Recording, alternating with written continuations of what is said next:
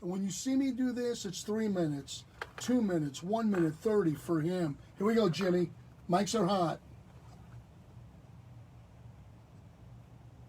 Good morning, folks. It's Thursday, 10:30. I'm your host, Jim Quigley. This is Recovery Talk, and you know what I mentioned maybe a month ago that we're trying to change the name of the show, and Facebook gave us all these problems saying that we were going to be it is. What are you changing it for? Well, let me tell you why we want to change it. Because recovery, you Prince?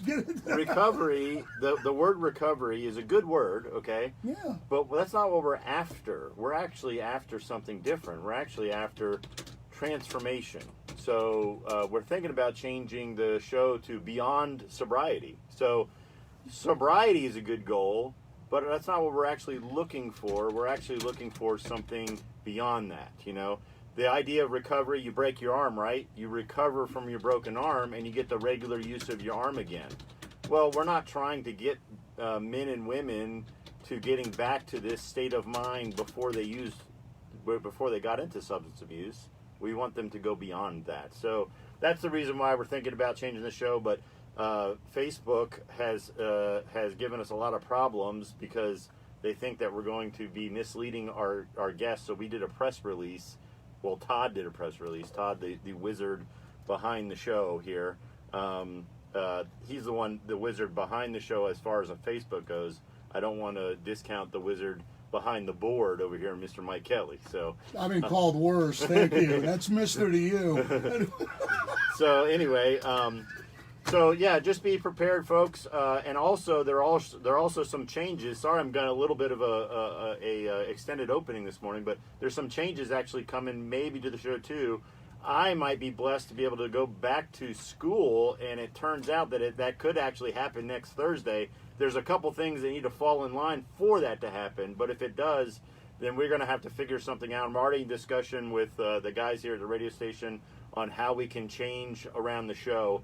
But look, you know, for those of you listening right now, for those of you that do tune in every Thursday morning at 10:30, you can always catch the shows. They're recorded on Facebook Live. You can see us right now live in studio doing the show, and they're posted on what is currently the Facebook page Recovery Talk. Hopefully will be the page Beyond Sobriety soon. But anyway, you can always check us out on Facebook for all of these, I think, 60 plus shows that we've done here. They're all posted there, and they're also on the Freedom Farm main website, Freedom Farm Ministries. That's all one word, .org, freedomfarmministries.org, and you'll see a little tab there that shows the Recovery Talk radio show, and you can search and watch any of the shows that we've previously recorded. Anyway, that's a lot of information to start the show. Before we get into my friend Ethan's story, we're going to have to tell you about Freedom Auto Tech, who sponsors this show. It makes this show happen every week. And they're a mechanic shop here in town. We just got the greatest personal review from one of the employees here at the radio station. Just came in and said, hey, you know, Freedom Auto Tech saved my butt one day. He said, I was quoted at another shop here for repair on my Subaru, $500+ and you guys fixed it for $12. And that was a couple months ago. So obviously we fixed what needed to be fixed, and it was fine. So he was just giving us praise, and he's written one of the many positive reviews. But check us out. You got a problem with your car? 828-355-4434. That's 828-355-4434. We're ready to give you good service on your vehicle and good price, and you can get a warranty with most parts 2 year 24,000 miles is what the warranty what the parts come with. Anyway, my friend Ethan has joined us in studio today. Ethan, just a little intro for him. Ethan just made it to phase 3 of the Freedom Farm Ministries program. He's been with us about, how long would you say, Ethan? About 5 months. About 5 months. So he made it on Wednesday. He completed phase 2, and now he's in phase 3. Phase 3 is called Discipleship Living Center, where he is now required to find gainful employment. He has classes in the evenings. He is subject to random substance abuse testing, drug testing. He has to see me once every 2 weeks and check in, see how you're doing. You have to stay away from inappropriate relationships. But really, you're in a state in this program to where you have all the freedoms to where you could go out and get in trouble, but you also have enough support around you to where we can help you respond to life as it's happening. And we're hopefully for the next 7-8 months or however long you stay. We don't kick guys out after 12 months. We just ask them to make a commitment for 12 months. But anyway, you get a lot of good experience living differently, living out a transformed life. So, Ethan, welcome to the show this morning. Say hi to everybody on the radio and Facebook world. Hey, appreciate y'all having me and letting me come on and tell my story. So, Ethan, before we got to meet you, lots of things have happened to you in life. And, for our audience, we're trying to bring hope and help for hurting people. You understand there's people listening to this show that have loved ones that are struggling with substance abuse.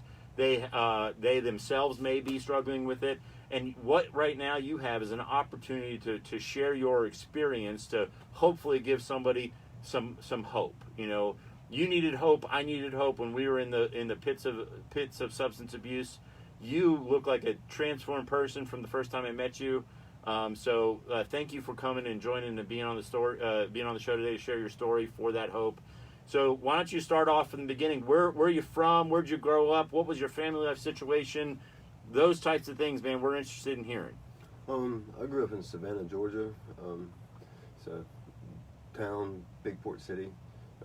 But I grew up in a good home, a good loving family. How many you have? I forgot how many siblings you have. 3? I have 4 siblings, and none of them are my actual blood. Right. Step. You actually have a semi-famous sibling. Well, more than one semi-famous. Mike might know this. Your brother that helped you get here and is still very supportive of you is a ex-NFL lineman, right? Yes, that's correct. His name is Justin Smiley. Justin Smiley. So Justin Smiley is his brother, and he's been very influential in helping you out. And so, yes, he has. So here's a good opportunity to publicly thank your brother. I appreciate it, bro. So you grew up in a good home. Obviously, if you have siblings that are half siblings, you come from a broken home of some kind, which is very typical. So tell us, what was it that kind of, what was the beginning of your entry into what we would say bad decision making? Well, at a young age, I was diagnosed with chronic pancreatitis, so I got put into pain management. Started using pain pills at a very young age, at the age of 13. 13, you were put on pain management for pancreatitis. Yeah.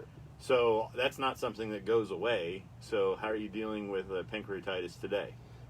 Just healthy diet and just thanking God every minute that I can make it. So very interesting, because of all the news that's happening right now with these pharmaceutical companies that push these pain medications. How old are you today? 28. 28. So 10 years ago, this would be very consistent in what they're saying the mindset is of doctors, right? So the pharmaceutical company was convincing doctors that these pills were very good at managing pain, and they were non-addictive, right? Yeah. So, and I actually went to a lecture. I've mentioned this lecture right here at the hospital. It was a very informative lecture. Lots of studies done at Duke and lots of memos produced. But one of the protocols that the pharmaceutical company gave doctors, because they said, how do we give people this? They said, look, you start them off with one pill, and then in 2 weeks ask them if it's still doing having the same effect. If they say no, then you up it 10 milligrams, and you just do that. And they're like, well, what is the ceiling? When do you stop? And they're like, when they stop complaining of pain. Don't worry about it. It's not addictive. That's what they were telling people. What? Yeah, so you can imagine being prescribed an Oxycontin 10, and then you and I both know, right? The euphoria you get, it doesn't after a couple weeks of taking those, you know, you don't get the same euphoria. So what are you going to tell a doctor? It's not working the same. So what are you going to do? You're going to get more, you know. And I'm not saying that all doctors are complicit in this. Please don't get me wrong. I think there are very, very good medical professionals, and I think there are people that saw what was going on, but they were following protocol. You know, so obviously a lot of problems. And look, what was the good answer for your pancreatitis? Healthy diet, right? Yeah. And look, that's taking care of what these horrible pills. And you know, the other thing about pain medication is that they make you more sensitive to pain after any consistent use. Yeah. So they actually stop working. So anyway, well, I'm sorry that was 13 years old. So how long did it take before it went from being prescribed by a doctor for a actual, you know, condition to where my life started to go down the tubes? Well, when I got about 16, I became dyslexic. Instead of taking one every 6 hours, I was taking 6 every 1 hour. So about 16, I started abusing, and then 17 started IV drug using. IV drug using at 17. So how did that affect school? How far did you get in school? I mean, I graduated barely. Okay. Thank God. Just skated, huh? Yeah. Skated underneath and got you. Well, that's an accomplishment. To be a serious pill addict like that and to graduate school is a very difficult thing to do. Look, folks, we got a break right now. But when we come back, we'll pick the story up. 17 years old, just graduated out of high school. Stick with us. We'll be back in a minute. Doing great. So that was a quarter of the show already. They really do that, buddy? They actually keep upping it? Oh, yeah. Mm-hmm. Don't they understand you're going to be addicted? They didn't. They were told they weren't. They used one study. It was one study that pharmaceutical companies used to That's say a bunch of baloney. It is. See, Elvis Presley got so bad that a documentary I watched, he bought a medical book as thick as this, and then he would go through it and see what each drug could help and what effects it would have. Of course, this is back in the 60s and 70s when all this was completely naive. Well, he'd go to a doctor's office, well, it's Elvis, and he'd say, I'm having this or that condition, and they would give him an unlimited amount of prescriptions. He then would go to another doctor, and the same crap would happen. He'd get him more prescriptions. They said that guy at one time, Priscilla Presley said this, and really it's what led to them being divorced. It was the drugs. Because for him it was a devastating loss. She loved him, but she couldn't keep living like that. And she said at one time he was up to 28, 30 pills a day. And it got to a point where later in life he was living at night like a vampire. He'd get up at 6 o'clock in the evening and he'd be up all night and wouldn't go back to bed till like 6, 7 in the morning. It was just unbelievable, and it was a continuing pattern. And it just became his way of life, and it really got out of control. It really got out of control. And it's a shame the way he died. And if you ever see the last time he ever appeared in public, he was so, I'm watching this. It almost made me cry. Yeah. He couldn't even remember his songs that he'd been singing for years. He was beyond belief. And I'm watching this. My eyes are welling up like, oh my God, what have you done? And then he died. And when he died, I wasn't shocked. I knew it. I said, man, this guy. And I remember telling my buddy, he'd seen the documentary as well, and I said, man, that guy is messed up. Because, see, he went into the hospital in the winter of 73 for an undiagnosed disease. What it was, he had a relapse off the pills. That's what happened. Yeah. And the relapse was so bad, he was like this. And they had to get him in the hospital, A, to lose weight, B, to calm him down. But see, it became worse because he developed anxiety, and they started giving him anxiety medicine. Oh, yeah. That's how it works. Valium. And that made it worse. I mean, Oh, yeah. dude, if you got anxiety, you'll get over it. Trust me, it'll work. I'm evidence of it. Holy shit. I mean, I couldn't believe it. I just, it was just so sad. And I agree that if he'd have married Anne Margaret, that would have never happened. She'd have stopped it immediately. Because she'd have jumped on it and said, no, not with me. Priscilla was too easy going. Here we go. Mics are hot, Jimmy. 5 seconds. So talk to your doctor about getting tested. All right, welcome back, folks. This is Recovery Talk. Hopefully, the show is going to change to Beyond Sobriety, but we'll see. We'll see if Mark Zuckerberg lets us. But anyway, I'm Jim Quigley. I'm in studio here with Ethan and the famous Mike Kelly with our show today. But before we get back That was a lie. before you are local famous, my friend. Thank you. So before we get back into it, don't forget about our sponsor, Freedom Auto Tech. Freedom Auto Tech is a professional mechanic shop here in town, ready to take care of all of your mechanical needs. You got a check engine light on, a little rattle under the hood. Can't figure out something, you got a quote from another place that is astronomical and you want to get a second opinion, come see us. Josh here, I don't know if I'm allowed to say his name, but Josh here at the studio, that's what he did. He had a $500+ quote. I won't tell you who from, but I brought it over to Freedom Auto Tech and he ended up walking out the door, car fixed, $12.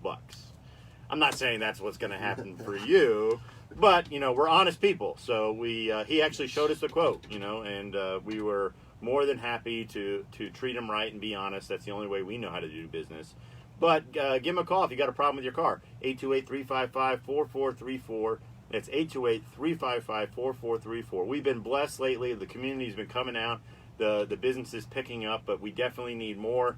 So give him a call. You can get a 2-year, 24,000-mile warranty if you buy new parts from us. And you can know as a customer that the profits and proceeds are going to support men in Christian recovery, Christian treatment.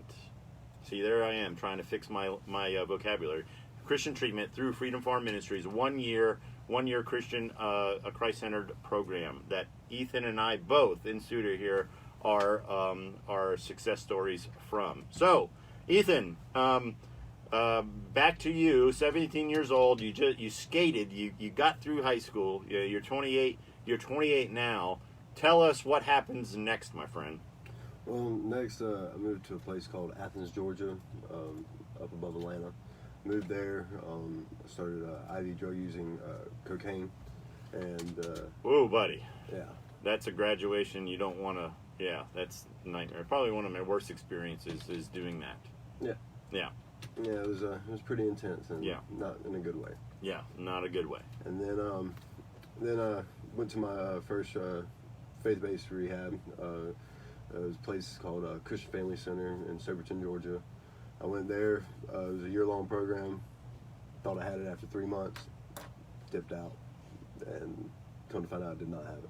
So very common, okay? Yeah. So if you're out there listening, okay, and you say you got someone that's actually starting to have success, okay, about the 3-4 month mark usually is and again, I'm not trying to paint broad strokes of putting everybody in the same box, but this is a consistent thing that happens. I will tell you, I've been doing this almost a decade. But this overconfidence, right? Yep. I've got this now. I know I don't have a problem anymore. And then there's a giant shift in priorities where, all human beings need to keep their priorities in line. I mean, that's a very common thing, right? Keep your priorities in line. As Christians, our number one priority is God, right? Number 2 priority is family, and there's actually a priority list there. Most people put kids above wife, but wife actually goes first. So, love you, honey. I know she's watching. Great recovery, yeah, Jim. Yeah. So, family and then, job and whatnot. But, most guys, they get overconfident, and then what is it they do? They have their desires of what they want their life to look like, and they haven't learned patience. They haven't learned some of the things you just can't simply learn unless you just kind of experience it, right?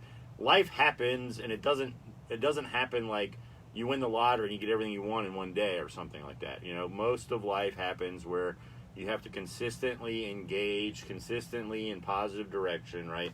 And guys get that instant gratification driving them, and they want this, they want that, they want the car, they want certain clothes, they want certain toys, they want a girl, they want all these things, and nothing's going to stop them from making it happen. And what normally happens is they crash and burn really bad, and they're like, I don't know what happened, you know. And I'm sorry to use that voice of I don't know what happened, but I bet you that's the way you felt, right? After 3 months, you had it licked, and how long did it last? Actually, I mean, it lasted for 2 years, but I was white knuckling it and basically justifying that I'm not shooting pain pills anymore. I'm just eating them. So, I mean, I maintained for a little while. Moved to Tuscaloosa, Alabama. Actually met my wife there. Good girl.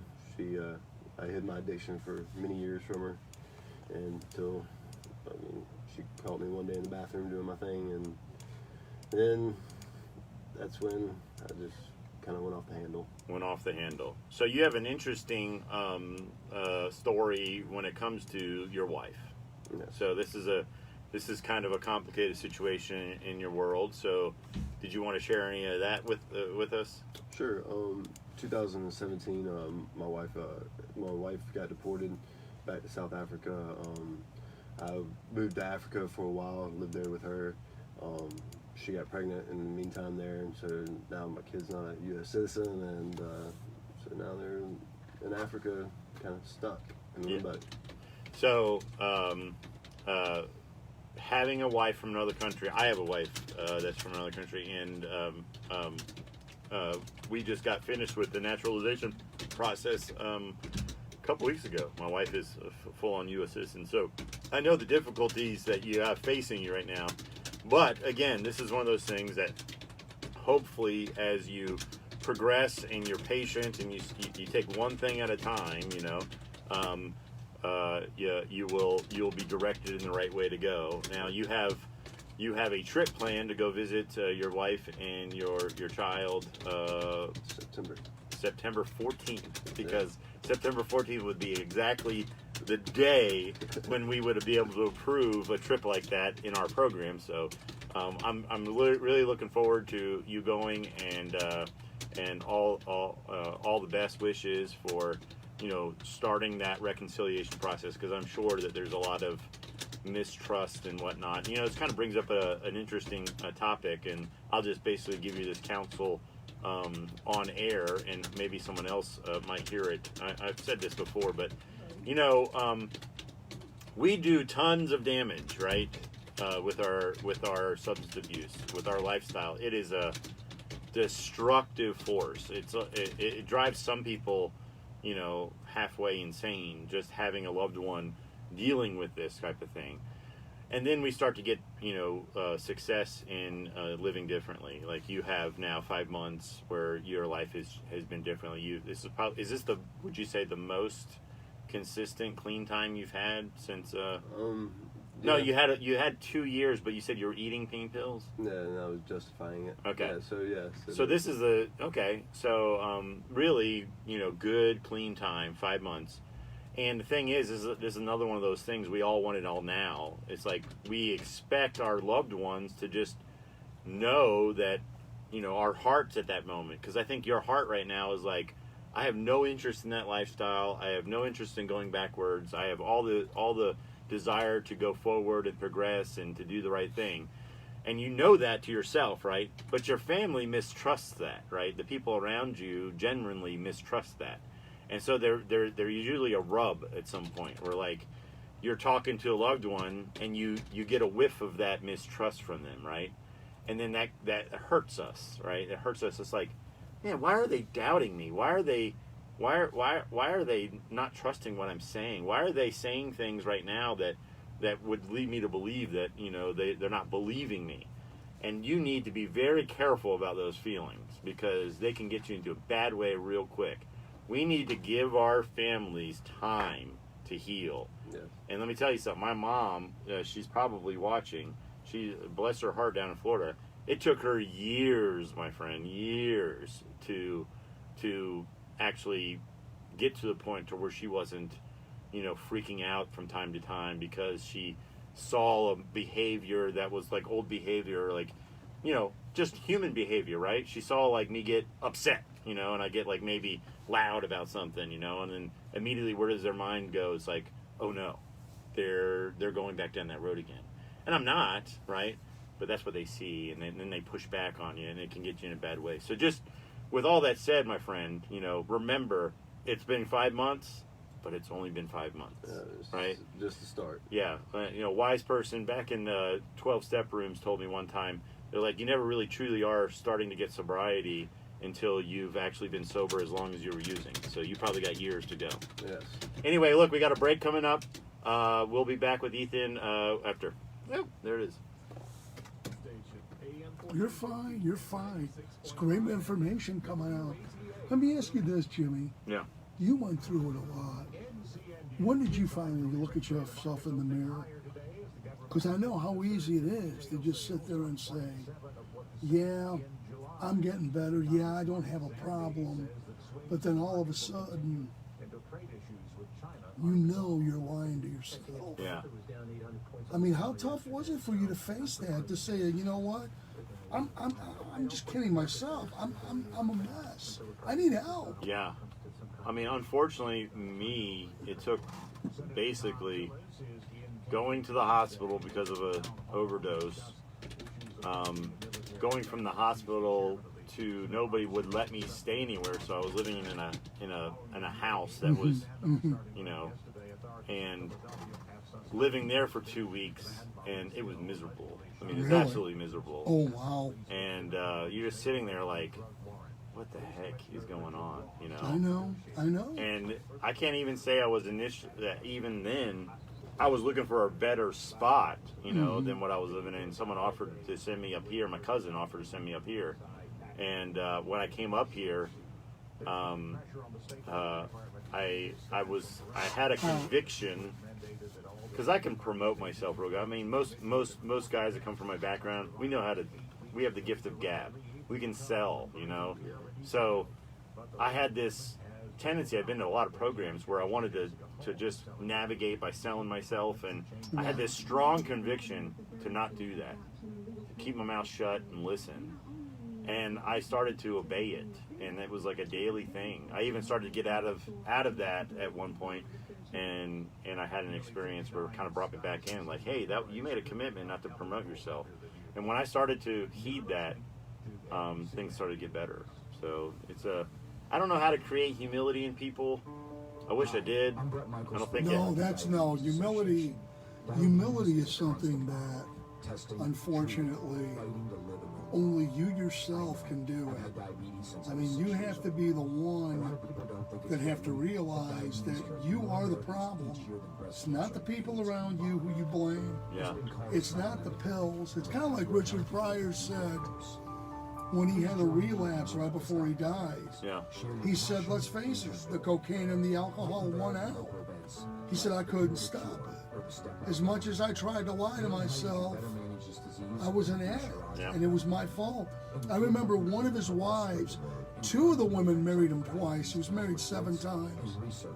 And I remember one of them married him a second time, and she was the one that stayed with him to the end.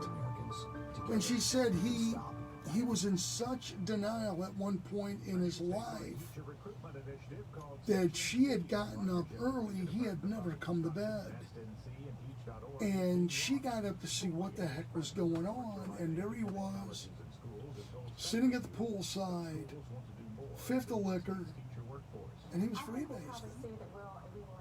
And she went out there and she said, what are you doing? He said, I'm not doing anything. I'm just enjoying life the way I want to enjoy it. Mm-hmm. And she's like, do you understand you're killing yourself?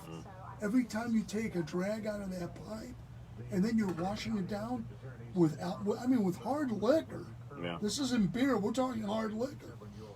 And he looked at her and said, I don't have any problems. I don't know what the hell your problem is. You're the problem. You're making me nervous. Get the F out of my face. And she said, it really took when he hit rock bottom and couldn't walk anymore, and all of a sudden the drug and the alcohol just took his body and said, it's done, it's over, it's just a matter of time. That's when he opened his eyes and said, I killed myself. Nobody did it. But see, again, you can make the excuse that he grew up in that environment. I mean, his mom was a whore, his dad was a pimp, his grandmother was a madam. He saw all this stuff. And it's like Steve Harvey said, and it's true. You sit down there and you're laughing at these episodes he's talking about. The sad part is, it really happened. Yeah. This isn't something that's fabricated. Right. When he tells you this is the situation, it really happened because he was out of control. And basically what it was is he got famous. I mean, believe it or not, he lived 4 blocks away from Charles Manson when he moved to California. And he was a hippie. He lived the way he wanted to live. Nobody's going to tell him any different. Look how he ended up, 65. When he died, he looked like a man who was in his mid-80s. Yeah. Mike's are half, Jimmy.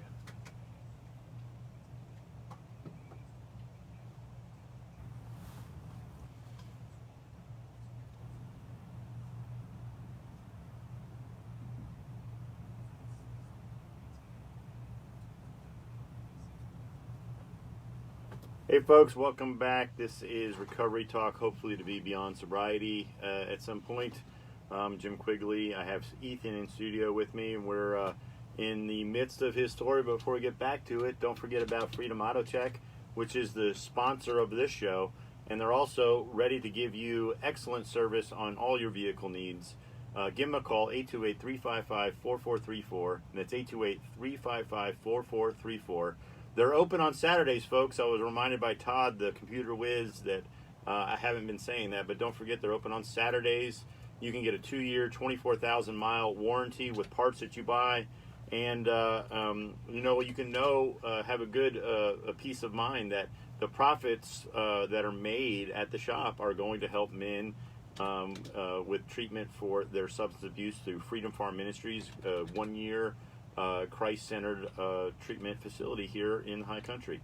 So give them a call if you've got any car needs. 828-355-4434. All right, my friend. Just before we get back into it, I want to kind of read something my sister just wrote. You know, when we talked about behaviors, right? She said this. I got a wise sister. She said, patterns of behavior are sometimes the only way your family know how to tell if something was wrong. After you are sober, the family has to learn completely new patterns because you are a different person when you're sober. So that's the truth. It's like your family know, these patterns lead to this. Now, when you remove this big thing out of your life, which was the substance abuse, your family has to relearn who you are, really. So that's a difficult process, and it's a process. It takes a long time. Cody, man, thank you for the shout out. Good to see you. I've been seeing you on Facebook lately, buddy. He just gave us a little shout out for the hope that we're trying to spread. Thanks, buddy. Hope you're doing well. I think you're down in Monroe still. Good to see you. Anyway, let's get back to you, my friend. So where are we at with you? Are now things have now been broke up with you in South Africa. How'd you get? Did she kick you out of the house or something?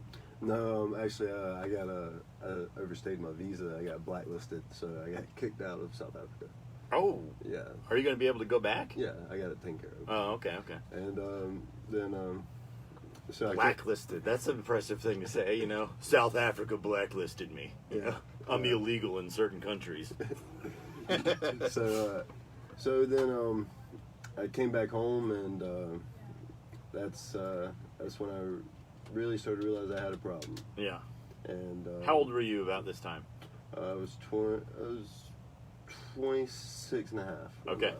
I started IV drug using meth and heroin. Man. So spiraled out of control. I got involved with some really nasty people. Yeah. And yeah. So I want you to take this as a positive thing. But, you know, in my experience, guys that are starting to mess with meth, right, they come in and there's always like a period of time when they're here that you wonder if they're going to come back, you know, to, you know, however you want to use the word normalcy, right? Because meth has a disastrous effect on people's brain function in a certain way to where they actually seem like they've broken from certain normalcy, like they're a little bit of a break from reality. And when you came in here, my friend, the question was out with you, like, and a lot of it is a lot of paranoia, and there's still lots of paranoia going on, and you just kind of seem like you're still a bit delusional. Does that make sense? And things like that, and your brain's not working right.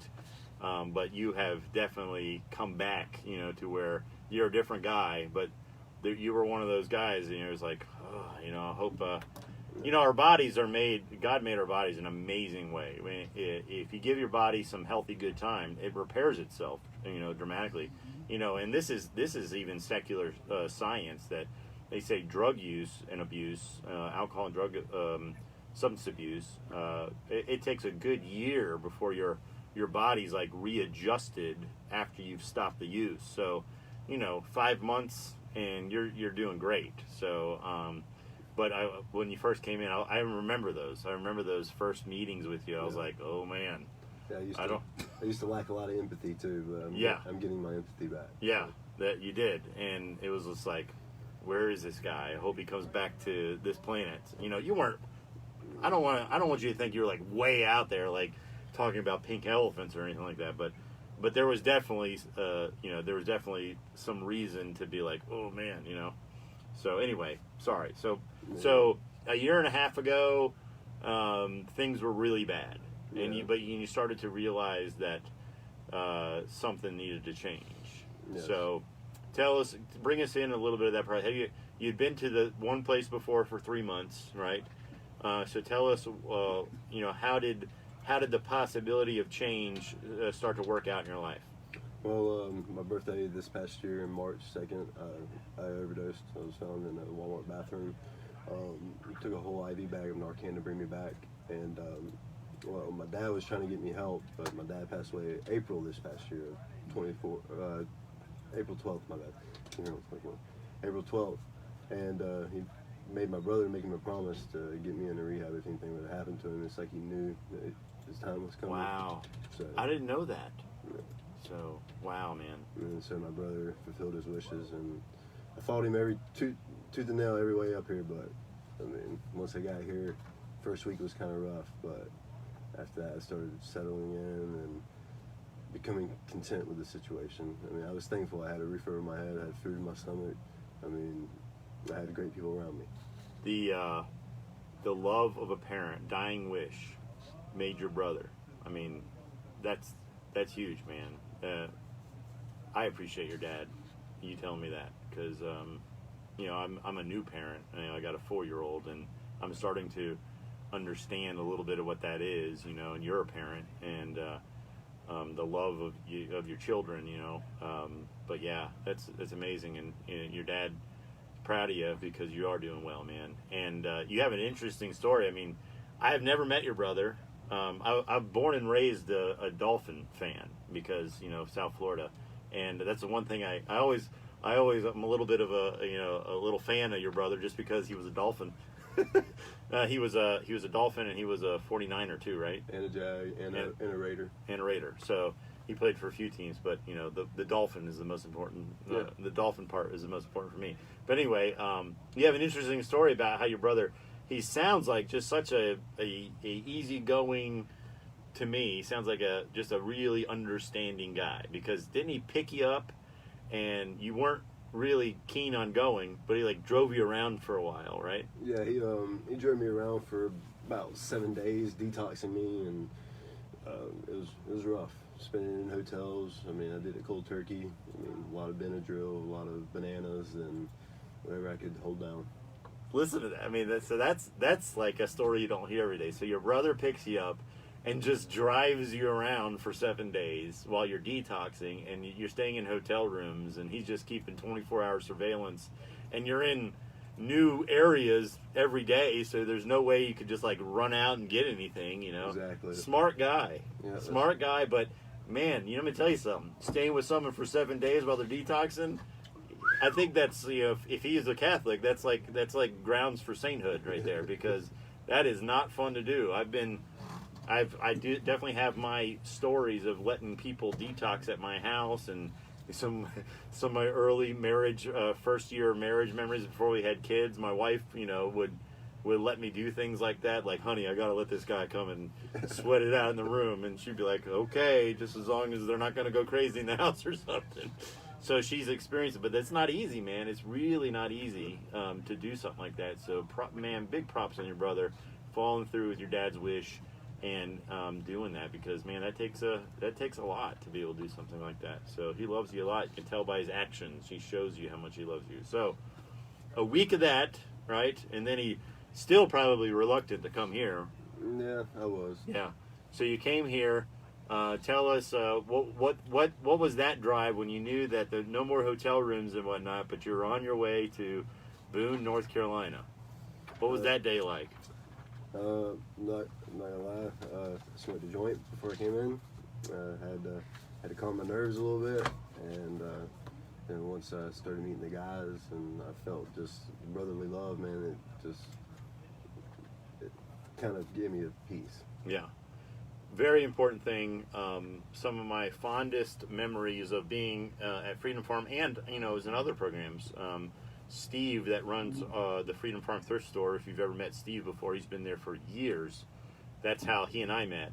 We were both in a program, and he was coming in. I was already there, and it was just trying to show the new guy, you know, the welcome. Hey, welcome here. Let me help you with your stuff. Let me help you get settled. Let me make you a sandwich. You know, and some of the strongest bonds are people that experience that type of love. Yeah, you're right. It's like love, and it can calm the anxieties of people that are coming in, because, man, they are running high when you come to a place like don't know anybody. You know, I would say a big contributor to us using substances is the way that we respond to environments that we're unfamiliar with. You know, we get so nervous about them. So full of anxiety, you know, you kind of want to calm that down. So you wanted to calm it down, so you smoked a joint. Yeah, they're very, very typical. So it's very big, and fortunately, you know, Freedom Farm does have a history of that being the environment when guys come in. There's a lot of guys that try and look after guys and welcome them in. So I'm getting the sign. We got our final break here, and when we come back, we'll finish out your story, my friend. Great show, guys. Lots of great info. Speak more into they're having a hard time hearing you. There's a lot of truth in what you said, Oh. Jimmy. I mean, Well, Jimmy, did you ever get rough with anybody when you got messed up? I mean, like push people around. yeah, but I wasn't a big, you know, I'm more loud and intimidating than I was physically violent. You know, there was a couple fights. I never fared well in fighting, so I probably looked more intimidating than the actual damage that I could actually do. So, Jimmy, I just can't believe you were. I mean it. I can't. The finished product I see, and the way you describe, I'm like, no, there's no way. But again, we're human, and yeah, mistakes are made. Yeah. How's your brother doing out of football? He actually he had a battle of his own, man. He got put on pain medicine. Got a lot of. Oh, they do that all the time to those guys. Yeah, he laid in bed and detoxed for, I think he said 10 days, and he wanted to shoot himself. But Yeah, see, that's what I'm saying. I mean, and the NFL was so fucking two-faced. They're full of shit. yeah, Because all they're worried about is their own revenue. inside 30 seconds, Jimmy. All they're worried about is their own shit. They don't care about the players. This crap of, well, we want to keep our players safe. Yeah, sure you do. See, in Canada, there's no messing around with it. Yeah, You get caught with drugs, there ain't no ands, ifs, buts. You're gone. Yep. I'm not giving you no break. Want to see how? I'll tell you how strict they are when he's done. Jimmy, get ready. 3, 2, 1. All right, folks, welcome back. We're going to finish out the show here with Ethan. Guys on Facebook, thanks for letting me know, but Ethan, you have this low monotone voice, and they can't hear you on the Facebook. They can hear you fine on the radio, so maybe at this last this last 12 minutes we got going on, you can project a little bit over that way, speak up a little bit. So, I can do that. all right. So remember, not in here, in the little microphone over there. So, folks, before we get and finish out Ethan's story here, don't forget about our show sponsor, which is Freedom Auto Tech. They're a local mechanic shop here in town, open on Saturdays. I forgot to mention that the last 2 times, but open on Saturdays, 8 to 5 every day. And they are ready to give you professional service to your vehicle. I just got a testimony from a new guy here at the radio station that he was given a bid to fix his vehicle, $500+, and came to get a second opinion over at Freedom Farm. And guess what? We fixed his vehicle for $12, and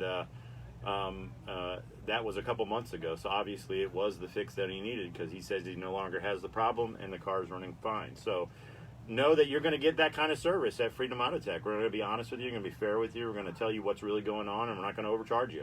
You can get your car fixed at a good price, and know that you can actually, if you buy new parts from us, there's a 2-year, 24,000-mile parts and labor nationwide warranty on those parts and the labor. So you get it fixed here in Boone, breakdown in California, it's under warranty if it's that part, and they'll actually pay a local shop in that area to fix it plus the labor. So it's kind of a no-brainer, isn't it? Come get your car fixed at Freedom Auto Tech. Give them a call, 828-355-4434. That's 828-355-4434. And you can know peace of mind that you're not only getting a good service to your vehicle, but the profits from the shop are going to help support men in Christian treatment up here through Freedom Farm Ministries. So the profits flow into Freedom Farm Ministries, 1-year Christian treatment program for men. So give him a call, Ethan. So you reluctantly made it here, but you were open-minded and willing enough to listen to your brother, right? Yeah. So your brother was making decisions for you. It was kind of against your own best thinking in that moment. And that's something that's kind of a tough thing. I get asked that question all the time. It's like, look, I have a relative, my son, my cousin, my nephew, they need treatment, but they don't want treatment. What do I do? There's nothing wrong with kind of backing them into a corner where it's like, look, it's either this or, do your own thing, but I'm not helping you anymore. This is the help I'm going to offer you, right? And they're like, well, it won't work if you kind of force them into. No, not really. Yeah? It's tough love, but then once you start getting clear-headed, you realize that, hey, I did need help. So the tough love thing is a very, very difficult concept for people to understand, but you have to mix tough love, which is just basically direct instruction, right? No compromise, but it takes compassion too. Like, you got to be compassionate while you're doing it. This is maybe doesn't translate perfectly, but it says in Galatians chapter 6, it tells us that if your brother is in sin, right, those of you that are spiritual should bring a word of correction to them, but in compassion, right? You should do it compassionately. And it warns you, if you don't have the compassion when you're doing it, to not do it, because you could get sucked into in your own flesh, right?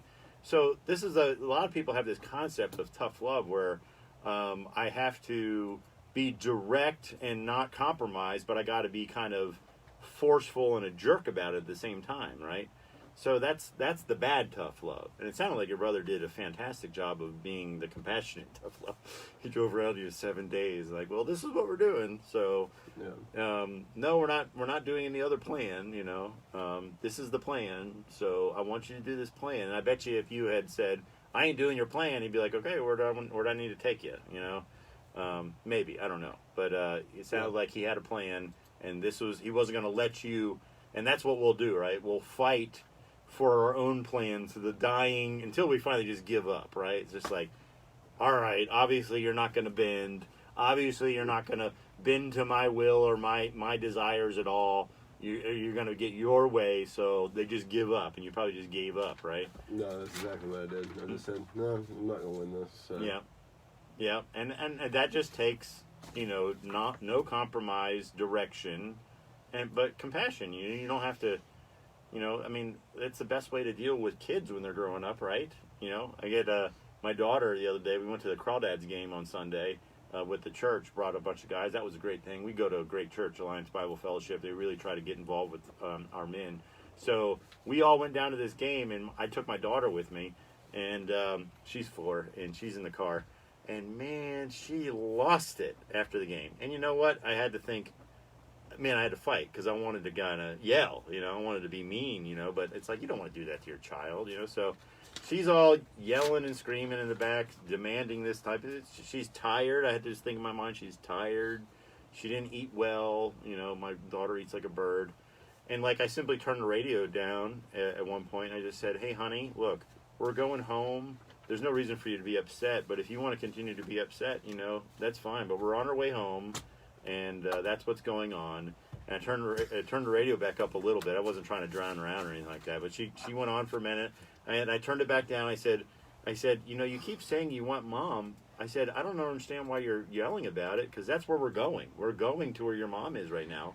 It's just going to take some time. So, and then she started going, we're going to mom's? And I'm like, yeah, that's where we're going. So just, but anyway, compassion, I have to practice that on my own children, because I'm going to tell you something, screaming, demanding 4-year-old make you want to lose your lunch sometimes, Anyway, enough about me and my family.